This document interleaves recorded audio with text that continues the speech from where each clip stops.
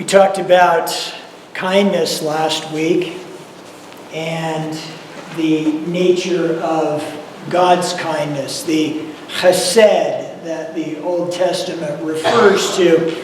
And it is different from our kindness. So I hope that you had a moment, at least over the past week, to kind of think about God's kindness, about how it is different from human kindness, from the kindness that we extend to each other. So often our kindness is transactional. That is, I give, you give. That's how we are kind for one another.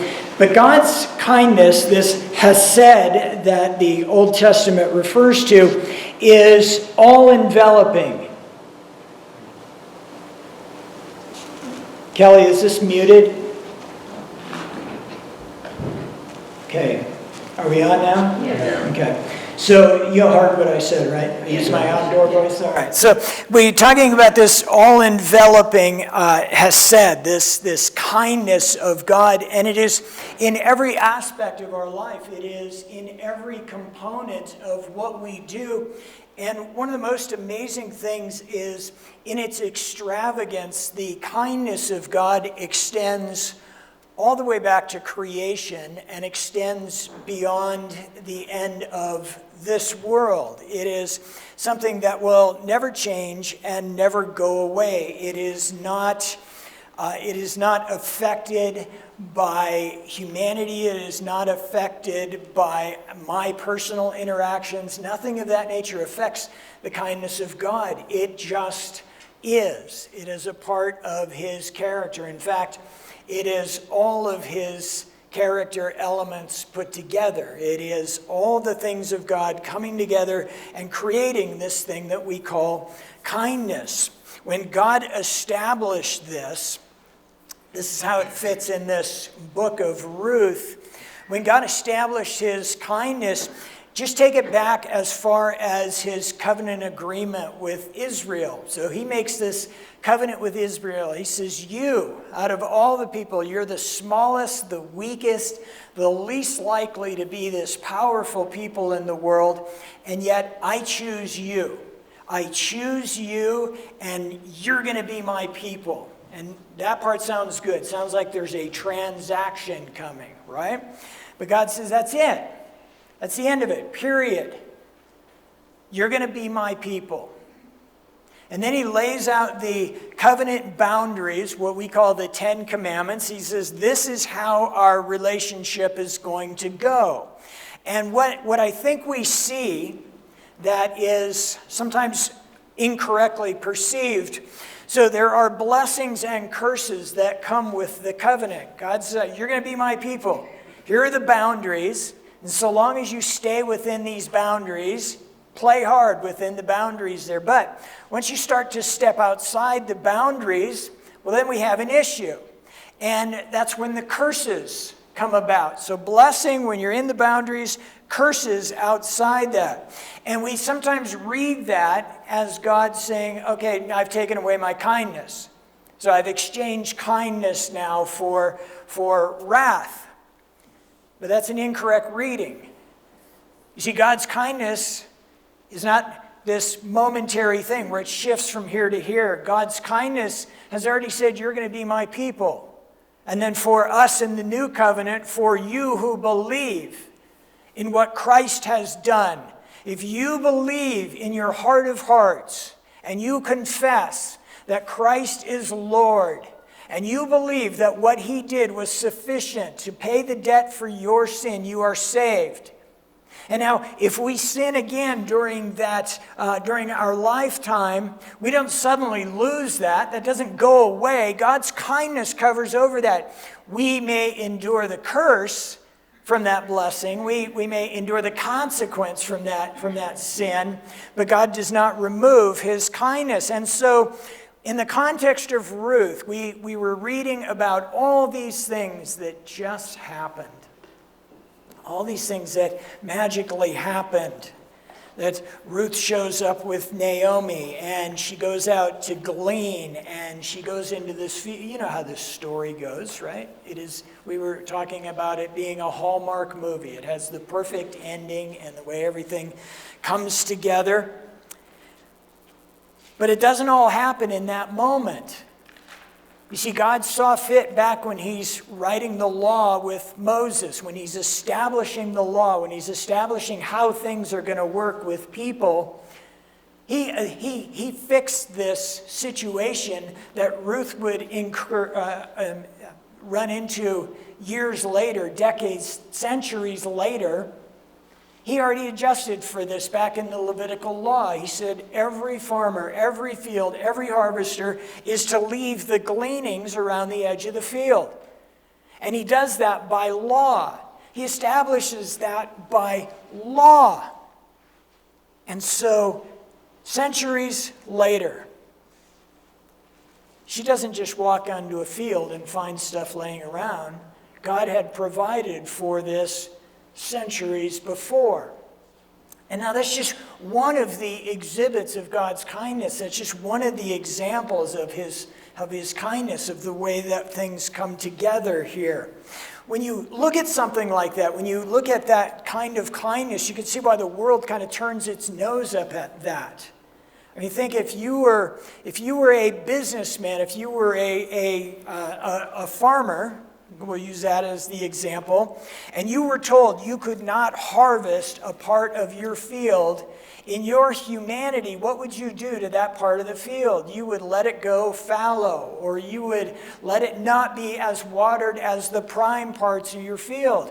When God makes this law to care for the poor, to care for the needy, and all the other things that he builds into his covenant, he does so with this long-range kindness in mind, that somebody somewhere is going to need this kindness. If it was left up to you and I, we would harvest every last morsel in that field. Every last bit of grain would come out of that field. And so we have God's kindness covering over not just for the needy and not just for what's going to need, but it covers over us as well. So we had Naomi, Ruth, and then we had a third character come into the story, Boaz. And Boaz exemplifies this kindness. He shows up, and there is not just a young woman working in his field, gleaning in his field, but there is a foreigner, and not just a foreigner, a Moabite, an avowed enemy of Israel. And there is a Moabite single woman gleaning in his field. And yet, because Boaz displays this godly character, because he shows that he has guarded his heart, that he has looked over what has gone into his heart, what's coming out of his heart. He doesn't approach her as the enemy. He doesn't approach her as a foreigner. He doesn't approach her as anything except a young woman who clearly needs to pick up the grain that's in his field. And that's where we see the second instance of God's covenant kindness. It just so happens that Ruth wanders up to the field owned by Boaz, by Naomi's relative. And it just so happens that he is not just a relative, but the kinsman redeemer, the new elder of that clan of Elimelech. And so all these things are coming together.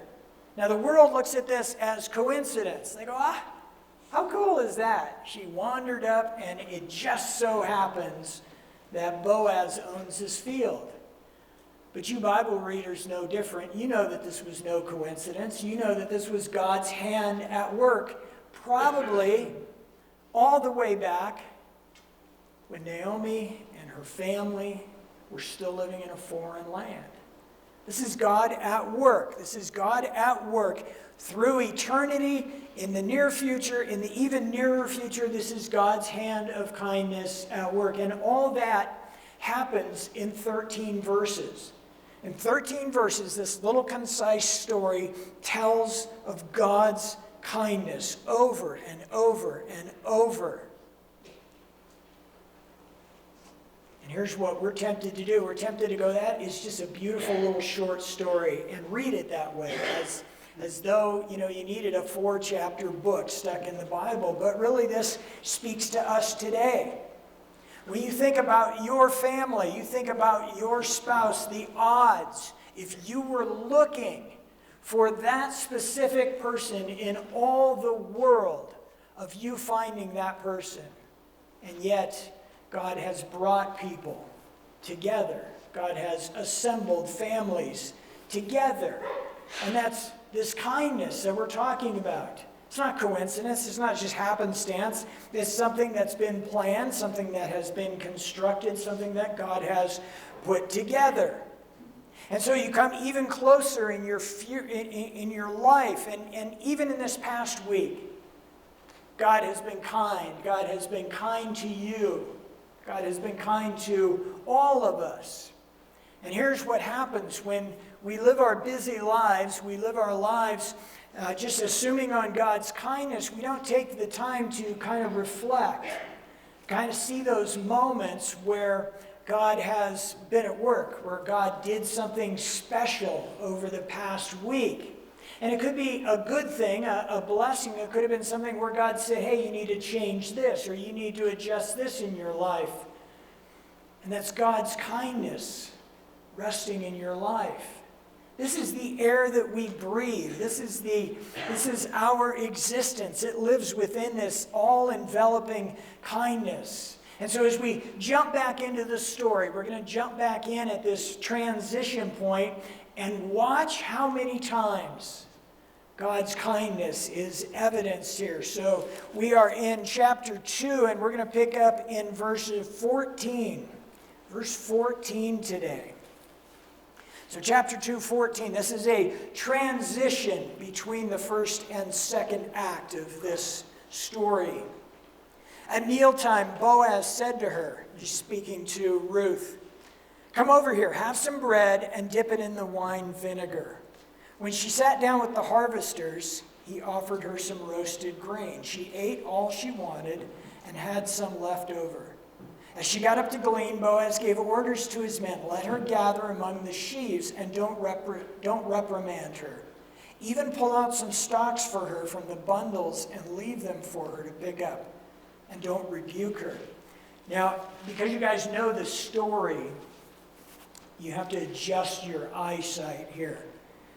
Remember that Ruth doesn't know who this guy is. Okay, Ruth doesn't know that she is indirectly related to Boaz. This is a stranger. And so when he's being kind to her, he is astonishing her. Right? She's just barely thinking that she's going to be allowed to glean. And yet the man Boaz is being so kind to her. He's invited her over to lunch. He's fed her. He's given her more than enough lunch so she has leftovers. And as she gets up, and I forgot one other thing. He doesn't know who she is either. Okay? These are strangers. In the movies, they call this a meet cute, just so you know that. Your next filmmaking school, okay, this is a meet cute where the two parties come together. So he's fed her, he has given her more than she needs, and now as she gets up to return back to the field after lunch, he tells his guys, hey, make it really easy for her to be productive. When you send her back out, I don't want her picking up grain off the ground here. Actually, go out and take some of the stalks that you've already harvested and lay them in front of her so she doesn't have to work very hard. So that's the transition back into the story when she goes out into the field. And of course, he tells the men once again to behave themselves. So in verse 17, Ruth gleaned in the field until evening. Then she threshed the barley she had gathered and amounted to about an ephah. You know how much an ephah is, right? It's like this much. So she's worked, no. An ephah is between 30 and 50 pounds of grain. Yeah, I thought it was this too. Okay, until I looked it up. Finally, all these years later, I looked it up. It is an enormous amount of grain. So this young lady, in one day, by hand, has managed to harvest a ton of grain. And she is industrious as well. She carried it back to town, and her mother-in-law saw how much she had gathered. Ruth also brought out and gave her what she had left over when she had eaten enough. So Ruth has gone, gleaned, gathered up this amount of grain, threshed it, taken care of it, and now she's come back home. Now you got to picture Naomi at this point.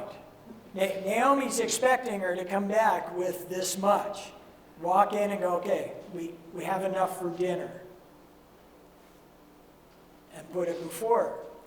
But little Ruth, I just call her little Ruth because I figure she's about this big, okay? She has lugged 50 pounds of grain back home, boom, and plopped it down in front of Naomi. So Naomi is dumbfounded at this point. Naomi is like amazed at what's happened. And then what does Ruth do? She reaches into her pocket, because I'm sure she had a pocket. She reached into her pocket, she pulled out her leftovers from lunch and said, by the way, I picked up dinner on the way home. Now Naomi is like beside herself. We haven't forgotten Naomi's spiritual condition, have we? Naomi is bitter. In fact, she wants to be called Mara right now. She is bitter and upset. And why is she bitter and upset? Because she blames Yahweh. She blames God for having taken her husband and her sons and saddled her with these daughter-in-laws. And even when she comes back, she hears that Yahweh has worked on behalf of his people. They're over here in Moab, and she hears that back in the land, Yahweh has begun to work on behalf of his people. He has provided a harvest. There's food again. The famine is over. And she comes back, and she's still angry. She is still bitter. She is still carrying a grudge. So you have these two people facing one another.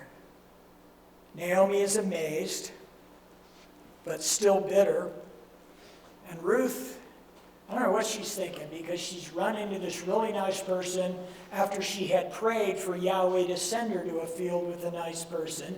She has harvested more grain than she could possibly imagine that she would get, and on and on and on and on and on and on.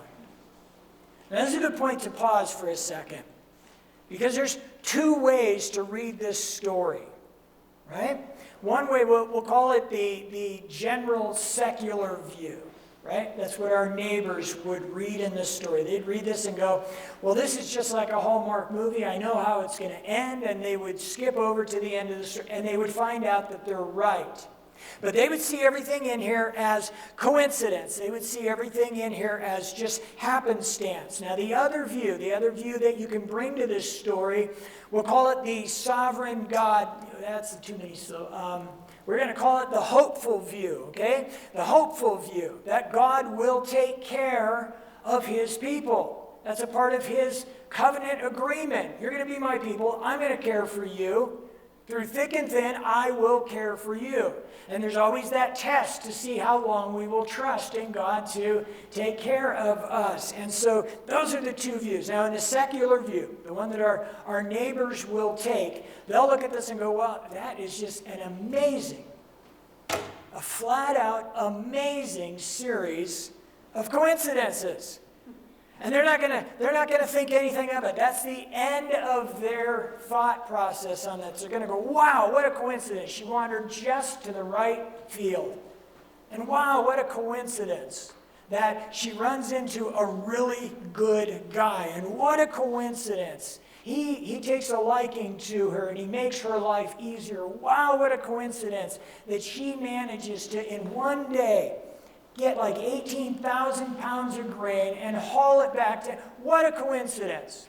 And they never once, this is our neighbors with this secular view, they never once stop in that story and say, well, I wonder if there's something else at work here.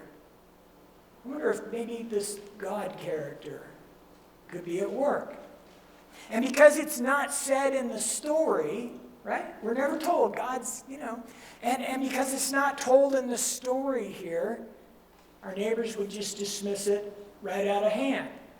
But now, if you ask your neighbors, are you blessed? They would go, absolutely, I'm blessed. But who blessed you? Well, I don't know, but I'm blessed.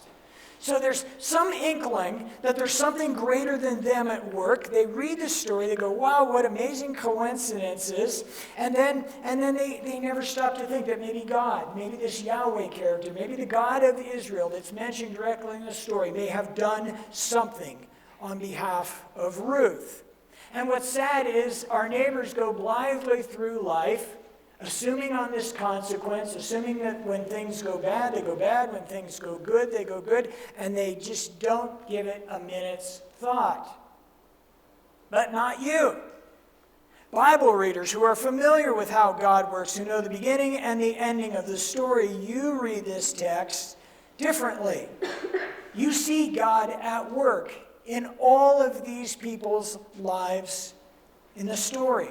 In Boaz, in Ruth, in Naomi. In fact, in all the people that are involved in this harvest, you see God at work. And what we want to do as God's people, as people who are blessed by this kindness of God, is stop and pause and just think about the story. Look at it and say, what's up with this?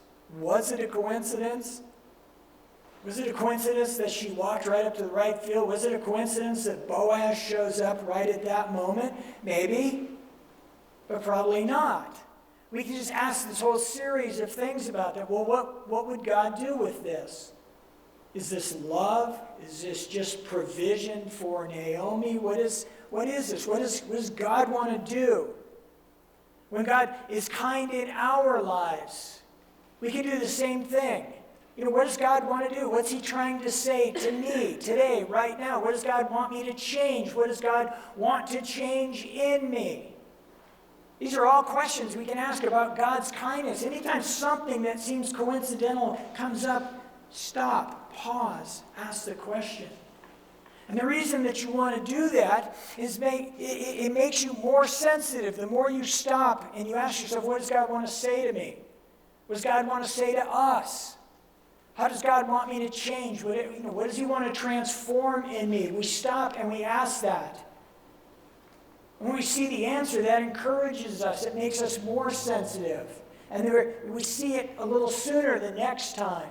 And then a little sooner, and pretty soon, we're very sensitive. We're tuned in to how God's at work. We're tuned in to where he's kind, to where he's correcting us, to where he's doing all these things. And why is that important? Not because it just builds up our character, but because the more sensitive you become, the more comfort you can bring to somebody else's life.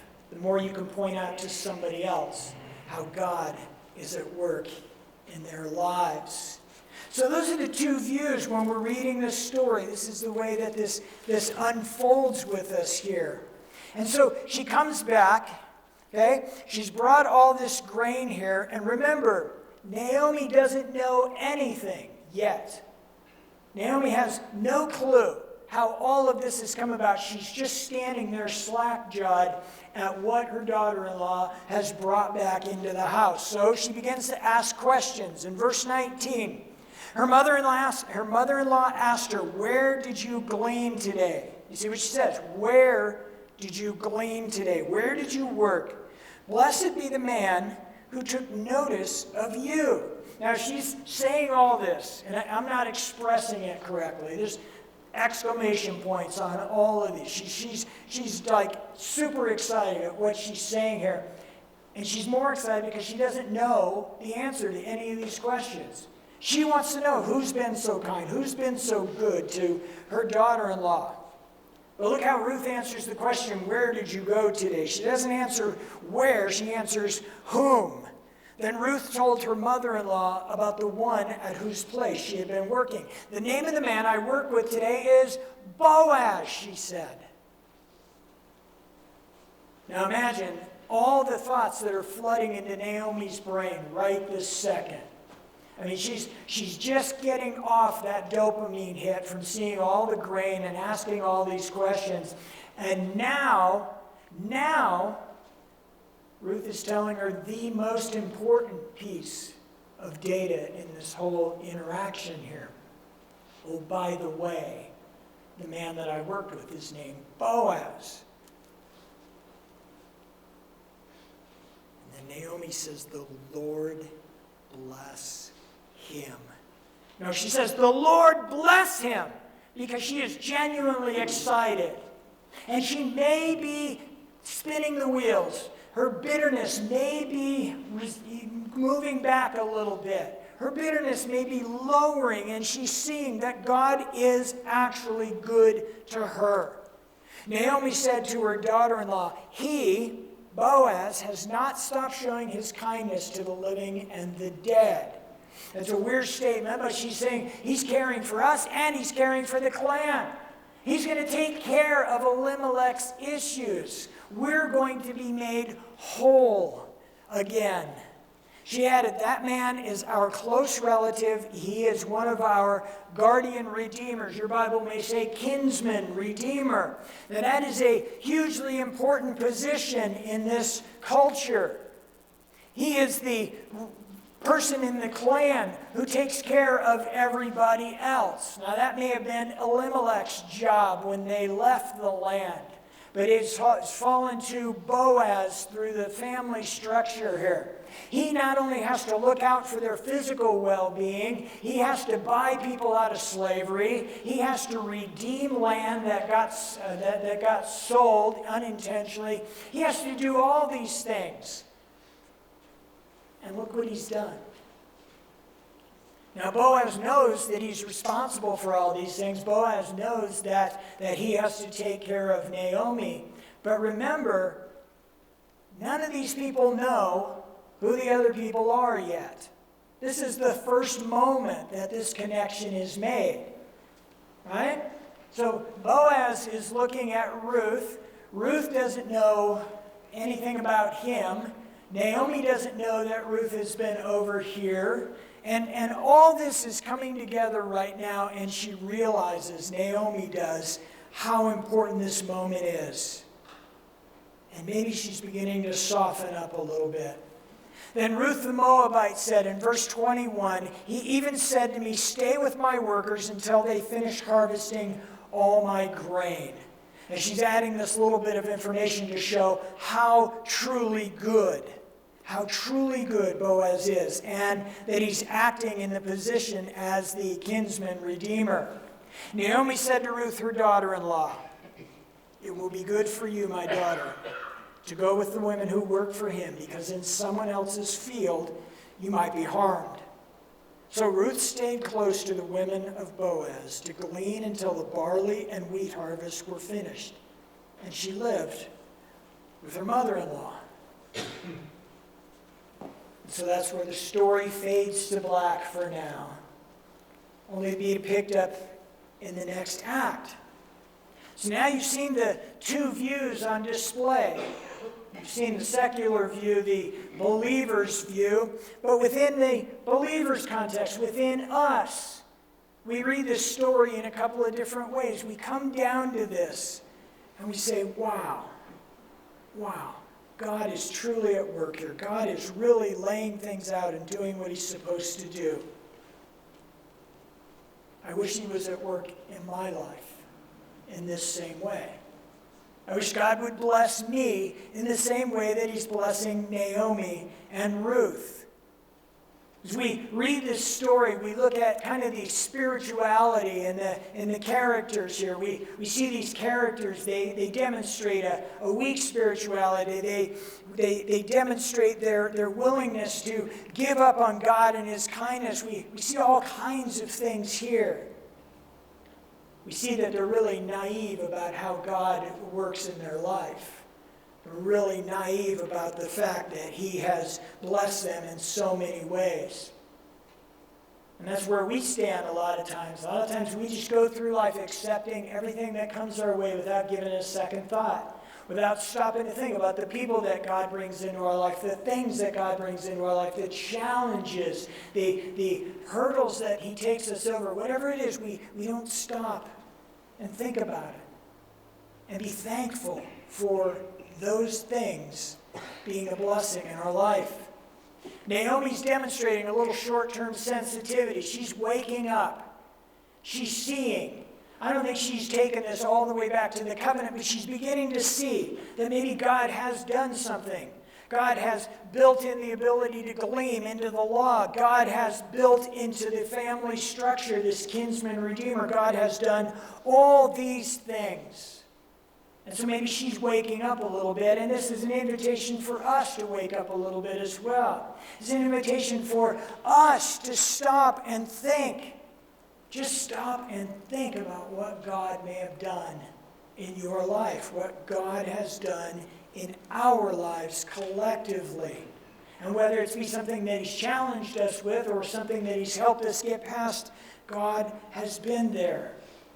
And the more that we work at developing that sensitivity, that ability to see those things, that ability to recognize when God's at work, when He's blessing us, when He's doing His stuff around us and through us and through the fellowship, the more sensitive we become, the more we notice it. The more we notice it, the more sensitive we become, the more hopeful we become. Now, if Naomi begins to assemble all these things, if she begins to get a clearer picture, we should see her move from being bitter and empty to being refilled and back to her old self, pleasant and delightful. And we'll see that as the story unfolds. But over the next week, she's going to think about this. She's going to think about how far back God's kindness went. Back to when she met her husband-to-be. Back when they made that fortuitous decision to uproot the family from the land and go over to the enemy's land. And how maybe they had bypassed God's kindness. How maybe they were suffering the consequences of a bad choice when they had a good choice right out in front of them. We'll see.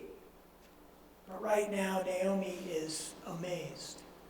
She's amazed at what she sees before us. How God's covenant kindness setting into law the ability to glean. How God's covenant kindness in bringing Boaz and Ruth together. How God's covenant kindness in setting out the protection of Ruth. In God's covenant kindness of every bit of this story. Naomi's vision should be brightening. She's becoming more and more sensitive. And that's why she becomes this model for us. We've all been there. We've all been in Naomi's shoes, where we have looked at some tragedy, some difficulty, some challenge, some trial that's come into our life, and we've said for the briefest moment, God must be mad at me. God doesn't love me anymore because this. The more sensitive we become, the more we can step back from that. We can say, well, what does God want to show me through this? What does He want to teach me? What does He want me to pick up through this? And our vision grows brighter and our sensitivity grows a little bit deeper. So putting aside immediacy, what's happening right this second, and putting aside what's going to happen 20 years down the road, you and I can draw enormous peace from this story, but the truth that's embedded in this story, and that is that God is active in your life and in my life in a million different ways. And just knowing that fact, just drawing that fact out of this story, that gives us enormous peace. But that seed of just having that hope, of just the tiniest bit of hope, well, it'll grow if you nurture it. If we nurture that seed, that will grow. And our vision will grow and it'll expand. And we will see God at work more and more and more. And then you and I can grow in our hope. We can become more and more hopeful. And we can know even more and more peace. And when we're at that point, growing in our hope, growing in our peace, we're seeing all these things like Naomi and Ruth are seeing here. We see all the big and the little things that God has done in our lives.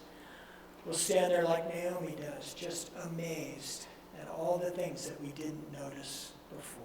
Amen? Amen. Let's stand up.